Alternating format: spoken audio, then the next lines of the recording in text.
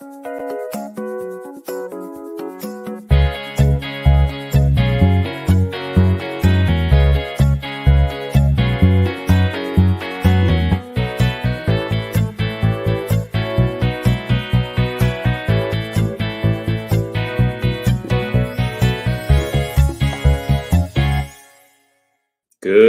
morning, everyone, or good afternoon, good day, good evening, whenever you're watching. Assume and affirm that it's good. I'm Reverend Dr. Jonathan Zenz. This is the Mindful Moment. Here we are at Unity of Tucson, and this is an opportunity where I join you every single weekday to affirm life's good and to engage in a little bit of consideration of some spiritual ideas, and then also solidify them with some affirmative prayer. That's what happens on the midday. See, for years, it was a midday mindful moment. I've moved it to the morning, and it still easily comes out that's saying midday. But it is the mindful moment. But it might be midday for you. I don't know. Yammering on now. All right. Recenter, refocus. Here I am. It's live. That's how you know it's live. No, there are no there's no second take, which is like life. There's no second take in life. So just roll with it. I do want to offer this, which is my reminder.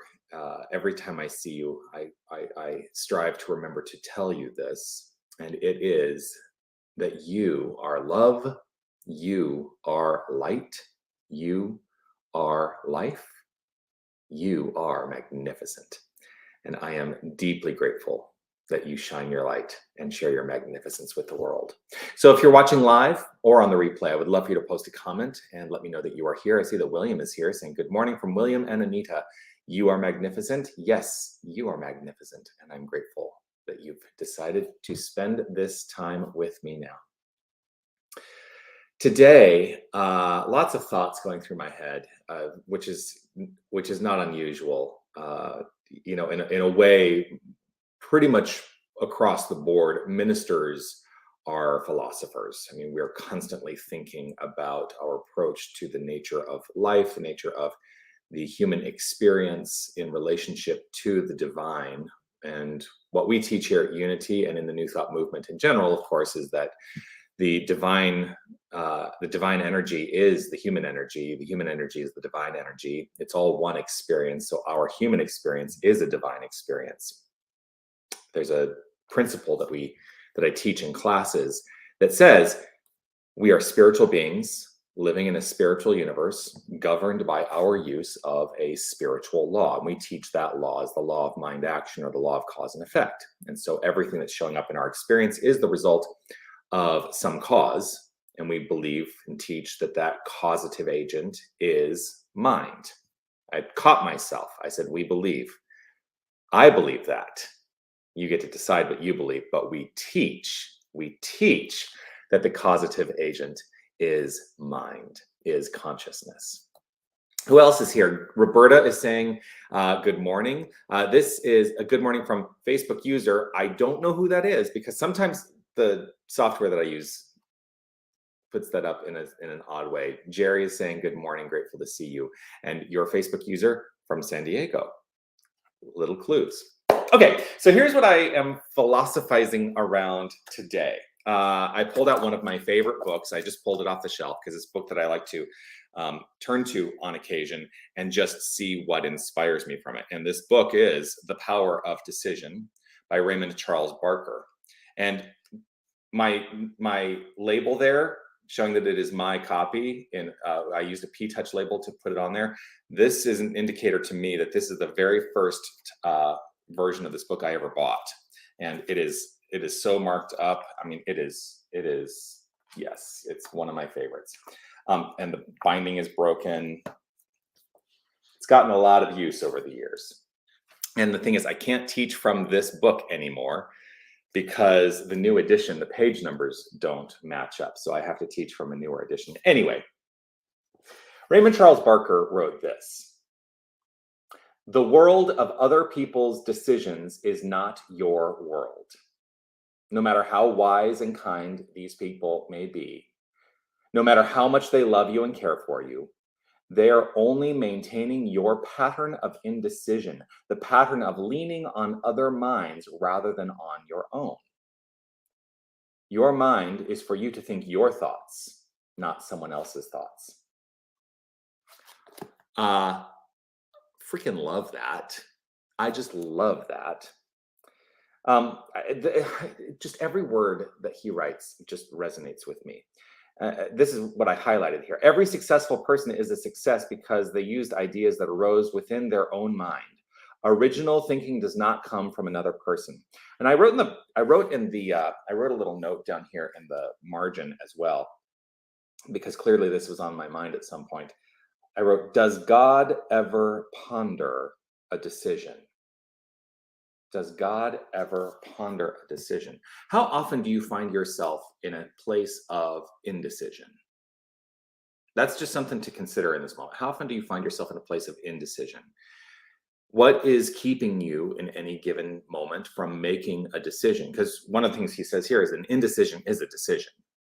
But what keeps you from making a decision in any given moment about your life, about the trajectory of your life, about the way your life might unfold? This goes back to one of the most powerful tools we have in our mind, in our spiritual toolbox, is the power of decision, the power of choice. And if you find yourself in a place of not making choices, not making decisions, or deferring those decisions to other people's opinions, are you truly living the most magnificent life that you can live? What is the potential within you that you may be putting at bay? Something to think about. How often do you answer? I wrote this in the margins. How often do you answer anything with, I don't know? How often do you answer questions with, I don't know? And then I ask myself the question, this is a good mantra for me if I find myself leaning on the side of I don't know. If you did know, what would the answer be? If you did know, what would the answer be? I've actually used that in counseling sessions, and 99% of the time, if I ask a question about somebody's experience and they say, I don't know, and I ask the question, if you did know, what would the answer be? 99% of the time, they give me an answer, because it's freeing them up to know what they don't know, to not know what they don't know, and to be able to express something that's coming up through them. And I think mostly we do know. Oftentimes we just have the fear of voicing it out loud. So what does this all mean? What is this mindful moment about today? This mindful moment is about being firm and resolved in the use of your own mind, in the use of your own share of this infinite mind, that you don't need to rely on anyone else. You don't need to. I mean, you can always seek information, but ultimately every decision you make is yours to make. And your life unfolds according to the decisions you make. So, what decision will you make today? What decision will you make today? Something to consider. That's the invitation. Consider these ideas throughout the day. I see that Sherry is here saying good morning. Grateful to see you, Sherry. Here, I'll put your comment up. Always good to see you. And look at you being universal with your profile picture. Okay, so let's allow ourselves to go into some affirmative prayer treatment to solidify whatever it is that is to be solidified in this moment. And I think it is what I will pray on today is affirmatively understanding that our decisions are uniquely ours to make, and that there is that within us which knows and knows that it knows always. So if it's safe and comfortable for you to close your eyes and allow yourself to relax into this moment and enjoy this moment, if that's safe for you, go ahead and close your eyes. I close my eyes to turn that attention to the inner life, that inner life where all information is available, for the inner life is wholly connected to the infinite. And so all that is required is available. All that is required is available here and now, always, no matter what.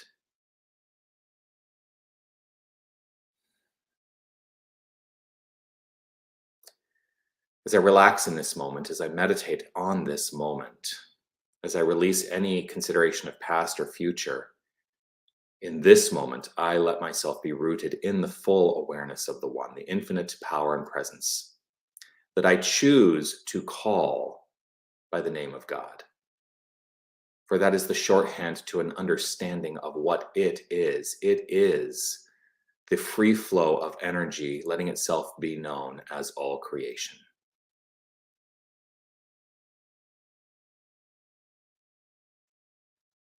That's all that exists. There is nothing else.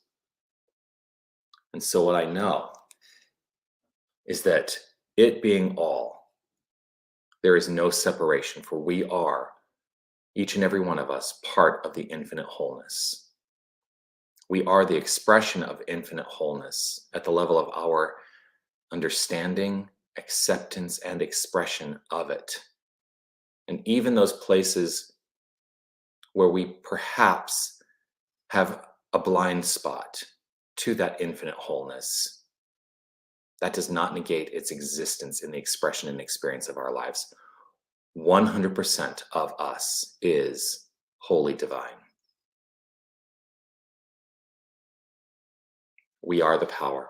This is our identity. We are the presence. This is our identity. I choose to understand this for myself and for each and every one of us, knowing that in this acceptance,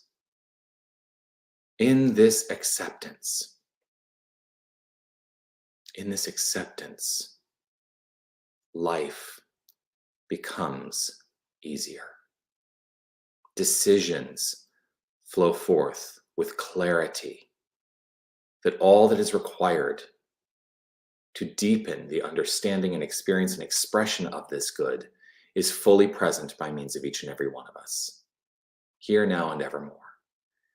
And so, there is always that which can be known. I let go of the considerations that hold me back. I let go of the considerations that guide me into thinking that I don't know. And I open up to know what is to be known. In this moment, I choose to know and to know that I know. And it is with gratitude overflowing that I accept this as the flow of my life, the construct of goodness that is my life. And in this acceptance, I relax, release, trust, and know that all is well. And I simply accept the good. I accept the good here and now. I release this word, knowing it is the law. It is the law, for it is spoken, backed by the belief that my word is creative. And so all is well. And I let it be so by saying, and so it is. Amen.